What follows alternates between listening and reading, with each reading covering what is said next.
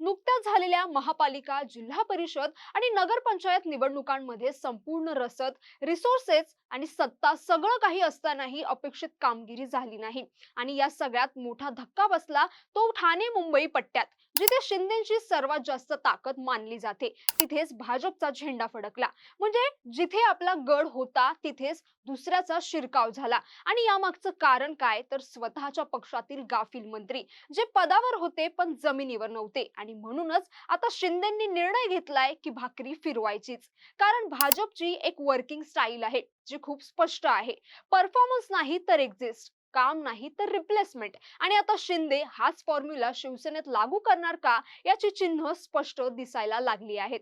सूत्रांची माहिती सांगते की शिंदे दोन मंत्र्यांवर प्रचंड नाराज आहेत. कारण लोकसभा, विधानसभा आणि त्यानंतरच्या स्थानिक निवडणुकांमध्ये या मंत्र्यांनी अपेक्षित कामगिरी केली नाही. शिंदे स्वतः राज्यभर फिरत होते, पायाला भिंगरी लावून प्रचार करत होते. पण जे जिल्ह्याचे मंत्री होते ते आपल्या जिल्ह्यात बसूनही जागा जिंकू शकले नाहीत. म्हणजे लीडरशिप वरून पुश होत होतं पण ग्राउंडवर रिसोर्सेस मिळत नव्हता. आणि इथे शिंदेंना समजलं की फक्त सत्ता असणं पुरेसं नाही, संघटना मजबूत असणं गरजेचं आहे. म्हणून त्यांनी आता क्लिअर मेसेज दिलाय की जे काम करतील तेच पदावर राहतील, जे काम करणार नाहीत त्यांना डच्चू दिला जाईल.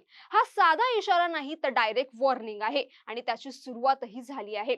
पुण्यात संपूर्ण कार्यकारिणी बरखास्त करण्यात आली. हा डिसिजन फक्त पुण्यापुरता मर्यादित नाही तर राज्यभरातील पदाधिकाऱ्यांसाठी सिग्नल आहे की आता पद हे फक्त स्टेटस नाही तर परफॉर्मन्स बेस्ड कॉन्ट्रॅक्ट आहे. आणि इथेच येतो सगळ्यात महत्त्वाचा मुद्दा, म्हणजे मतदार याद्या. कारण शिंदेंनी आता निवडणुका नाहीत म्हणून आराम करायचा नाही, उलट तयारी सुरू करायची आहे. आणि त्यासाठी त्यांनी दिलेला आदेश खूप स्पष्ट आहे